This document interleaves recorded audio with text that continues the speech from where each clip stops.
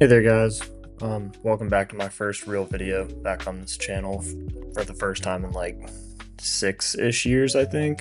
First real video, I would say. But basically the goal here was just to ink the sketch of Batman I had done and put a little bit of color to it. Nothing too crazy, but I figured I would also do kind of more of a live style for the video instead of a time lapse like I would normally do. So hopefully you guys enjoyed that. But yeah, I'll kind of be in and out as the video goes on. I don't want to talk too much, but I also don't want to talk too little. It's my first time doing something like this with such a long video, so hopefully you guys do enjoy that. I don't know, it's kind of fun for me. It's a style of video I would have done or would have liked to see when I was really learning how to draw a few years ago. I know I definitely appreciate when people upload like their real-time speeds. You can kind of see what is going on with their process and you can really learn something from it. I think a time lapse is great. It's really satisfying and really fun, more quick entertainment, but I think you get a lot more educational value from actually seeing what somebody's doing. I was using one of the Copic multi-liners, and I was using a 0.3 size. I think it's good. It's a good graphic size. You can get thick lines, you can get some thin lines. My original goal here, as you can see by the sketch, was really to get some pretty aggressive hatching in there. Again, I think if you're going for somebody like Batman, the more gritty you can make the image, the better. I don't think everything should always be Frank Miller-esque, but I think Jim Lee is an artist who does it great, and I do try to emulate some of his style in this drawing. I also think, I can't remember the guy's name, but he drew a lot of Batman just a few years ago. I feel like his name was Jason Fabok, or also David Finch is great. But they do an amazing job establishing value and shading with hatching in the video or in their drawings. But I was trying to emulate really the three of them, their styles when doing this, but also keeping it my own. The sketch was something I had done probably, I guess it's 2026, I had probably done that in 2023.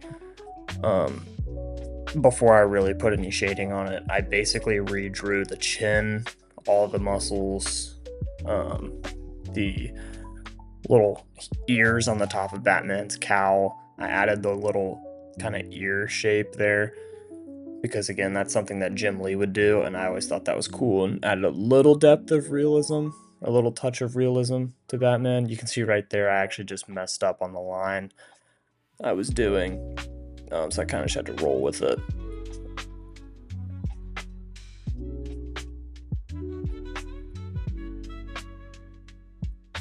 I think another thing that's pretty important too, that a lot of creatives online maybe don't share enough, something that I definitely would have appreciated when I first started to learn, was that it's okay, especially with traditional art, to mess up here and there. Like, not everything's going to be perfect. Again, I messed up on the cape. I mess up a little bit later on, I think, with something, or maybe it was something else I drew, but I just remember being like, dang, whatever. I guess I just kind of got to make it work. There's no point in getting all tied up with a little bit of ink messed up on the page, because it's not like you can press the undo button, which is another reason I think learning traditional artwork is so important. Not to bash on digital art, I think there's so much greatness that can be achieved there, but I think learning the basics on paper will always have a special place in my heart, at least, because that's really where I learned. I tried to add a little bit of depth there on the shoulder just a few seconds ago with that hatching. I don't know. You'll have to let me know if you guys think that worked. I was kind of trying to add, like, I guess it's the clavicle. No, maybe that's not right. Kind of where your AC joint would be, right at the top of your shoulder. But because I gave Batman such massive traps, I figured there needs to be a line there to show that it's not just, trap shoulder. But yeah, I added a little bit of hatching on both sides of the chest to hopefully give it some depth. But yeah, side profiles are hard too. This is definitely one of my favorites, at least in the face. I like the face a lot. And the trap. But I always have trouble with, like, the actual clavicle spot, like your collarbone. Right where that is, and it goes down into your chest, and how that connects with, like, your neck and your neck muscles, especially when you're drawing guys like Batman and they're so jacked. It can be really difficult to figure out how that actually works together. But as I've gotten a little bit more into art again recently, that's been something fun to figure out.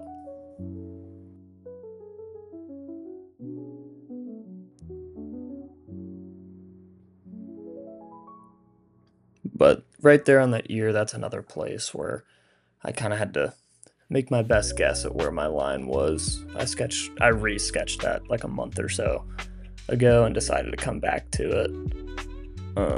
Actually, the drawing under it in the background there is a comic cover I did yesterday, and I did the symbiote Spider-Man suit, the comic version, on the Civil War II variant #1 cover, which is something I've been holding on to for a while, way too scared to actually draw something on it. But yesterday I was just kind of like, screw it, let's do this. And that turned out so well, and I really liked it so much that I was like, crap, I need to start drawing again, like big time.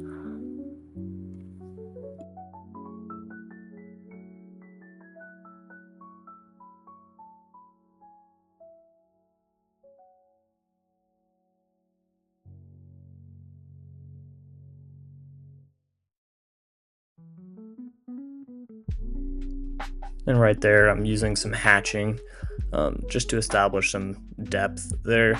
You can see right under the chin, I did pretty heavy cross hatching to make it darker. Obviously, it's further away. It's being impacted by the shadow more. At least originally, I wanted the light directly on top. I think a little bit to the front of his head, so I guess to the left side of the picture. But it doesn't quite add up. I tend to just be doing, like, I just kind of make random crap up as I go sometimes, which is not a great tendency of mine, but I end up having fun, so whatever. But overall, I do think the hatching turned out pretty solid on this. You can definitely see that there's a shadow right under his chin, which is good. Line thickness is also important. The closer something is, you want a thicker line. The further something is, thinner line, maybe no line at all. Just depends on what you're doing, what kind of look you're going for. But obviously, on Batman's jaw there, I really wanted thick lines just because he's a strong guy, so you want him to feel big and imposing, or at least I do. But yeah, no, that's cool. I'm kind of a fan of how this one's turning out so far, but over the course of the whole drawing, I had trouble whether or not I actually wanted to add color or not, or if I just wanted to leave it like a sketch, basically.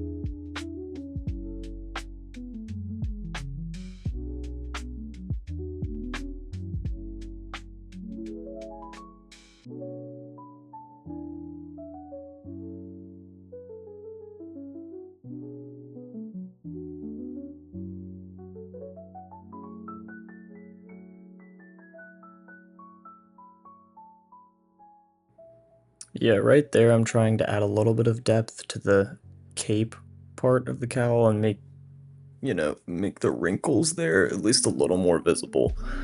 That's kind of something I struggled with in my sketch. Kind of because I drew the little wrinkles on the outline, but kind of wasn't sure how the actual cloth folds, which is something I should probably look into a little more. Here's a nice little angle change. I figured, I have been recording in 0.5 this entire time, so you can see the whole drawing, but as I work on the face, I figured it'd be better to see it up close, and you can see how I'm working with the lines. Line confidence. I was talking to my buddy about this. Line confidence is hard. It's very difficult. That's something I've always struggled with. Sometimes I get stressed about, I'm holding the pen. I don't want to screw something up. Mainly because those are the final lines. You can't erase that. But honestly, the more I've tried to just kind of let go of that, and it's like, all right, I can fix it somehow, or I can make it work. Being adaptable has been just amazing. And sometimes the faster I can put those lines down, it helps with the quality of the overall product. But it's different for everything. But for something like this, again, it's more of a rugged design that I'm going for and rugged look I'm going for. So I'm not going for the crispest lines I can. Whereas if I'm drawing a fish or something, I tend to go for much more smooth, thin lines if I use lines at all. But I do have a hard time deviating from what I know, which would be using line art. I do think drawings without line art can look really good, but I just do enjoy using the pen as a way to establish a lot of extra value, which that's a big word I've been using a lot this video. Just kind of rambling on. I don't even know if anybody's paying attention, but I don't really care. This is fun. So it's also the longest video I've put out probably ever in my entire life. So you guys will have to let me know what you think of the art, of the video style, if you prefer time lapses, if you want to mix of both, or if you only want like shorts. I think it could be fun to break the video up into some shorts and stuff like that. It could be pretty fun. But yeah, just let me know. Comment down below.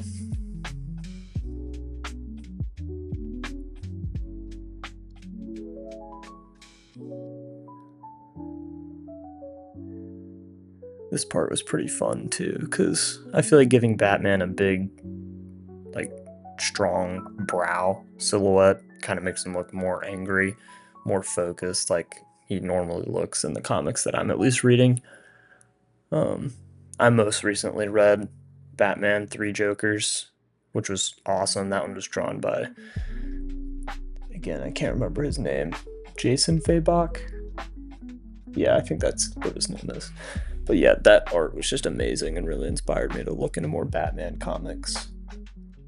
I also just recently read Battle Beast trade paperback #1, which was just amazing. Ryan Ottley's art is incredible. Can't recommend that highly enough. But yeah, let me know if you guys are reading anything cool. I'm always open to checking new stuff out and expanding the, at least the comics that I know, expanding my, I don't know, discography. That's the music term, but yeah, always open to expanding that up.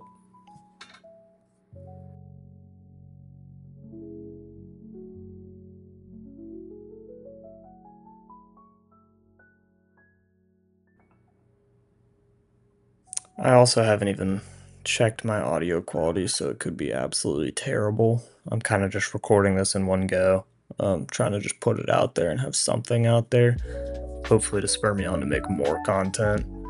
I mean, Lord knows I want to keep drawing some more. I've definitely been in a bit of a art high recently, kind of in production mode,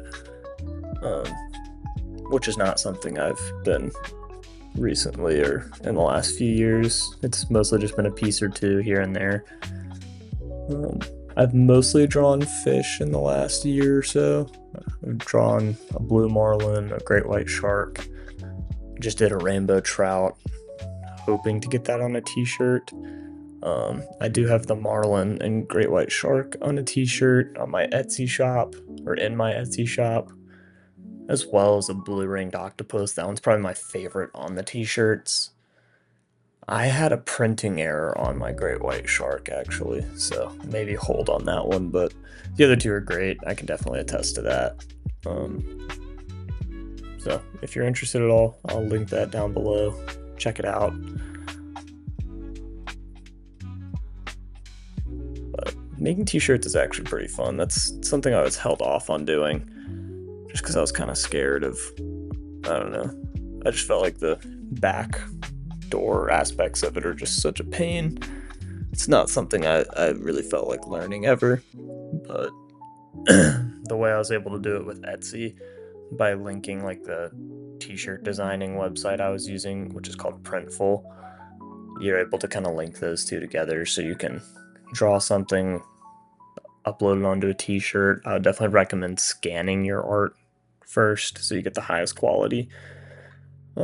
And then you can put the scan on like any kind of merch you want. It could be a coffee mug, it could be a coaster, it could be a t-shirt, it could be a sweatshirt, really anything. But definitely if you're interested in that, I'm happy to share how I did that. It was super easy and super fun, and it's really cheap to keep the shop up as well.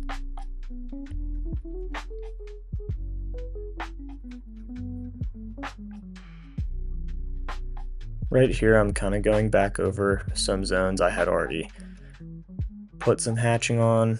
I just felt like it needed a little bit more to balance it out. Here we go. I zoom back out. I've got my, I think it was Coolgray 5 Copic marker. I absolutely love Copic markers. They're the best marker I've ever used in my entire life. I started off using the Artist's Loft alcohol-based markers, which I still use them from time to time, but those are old and they're not as consistently good as a Copic is. It's hard to beat. But I just decided, I was like, I'll at least start with some gray coloring in here and we'll see how it pans out. Just kind of adding where I felt like it needed a little bit more of a crisp line for the shadows, and almost extend from the hatching with something that's a little bit easier to see from far away.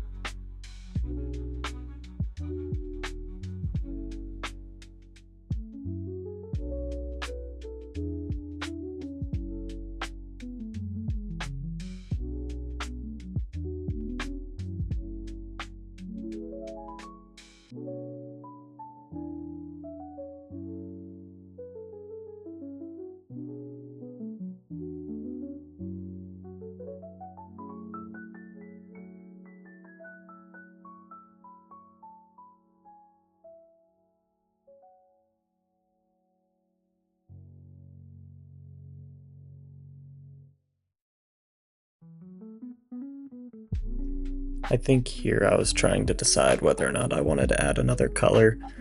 And ultimately I landed on just grabbing a black Sharpie to shade in that bat symbol. It's just easier. I tired out the black Copic marker yesterday when I did the Symbiote Spider-Man, which was honestly well worth it, but it is what it is. But the Sharpie is also something I see Jim Lee do a lot. People do like to say you need all these expensive materials. My favorites are very expensive. I'm not gonna say Copics aren't. They're great. I think they're worth it. But I'm also just biased towards alcohol-based markers, but I mean, realistically, just use what you got, you know? It doesn't matter. There's a long time when I was just using Sharpies too. And then I discovered alcohol-based markers, and it actually changed my entire life. Also, yep, there's that little mess up I referenced earlier. I messed up the bat symbol, and I was like, that's something younger me would have been stressed about, and like, crap, everybody's gonna notice that. When in reality, probably nobody but me is really gonna notice it, but just grab the fine liner, go over it, you can fix it, no problem at all.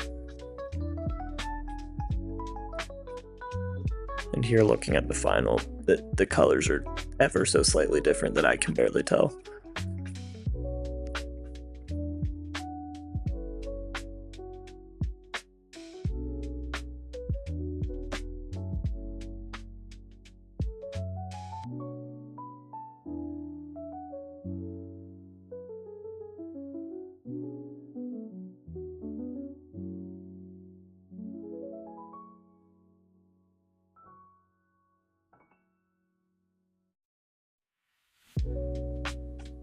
And so here I had to stop the video for a second because I was trying to figure out what kind of background I wanted to do, if I wanted to do a background at all.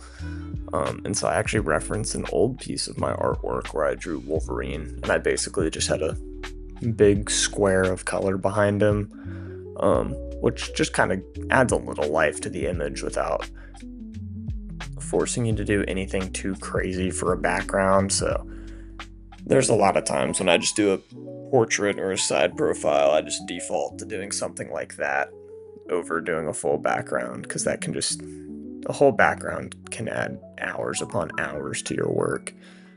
And I think even on the old Wolverine, I just got my marker on the chiseled edge and just made a box and hoped it lined up. Here I at least measured it out because I wanted it to look cool and look a little more professional and more like it's a frame. And I think it takes me a little while to figure out what kind of color I want. But I am a big Batman fan, so I was thinking about the different kind of renditions of Gotham and, you know, what colors I kind of wanted to go for, whether or not I want to go with more of a animated series red, which you can see I landed on here, or more of like a grayish blue from like the video games or anything, or just a more realistic something. Or yeah, I don't really know. I ended up landing on the red. I thought it was a good contrast and it would make the image pop.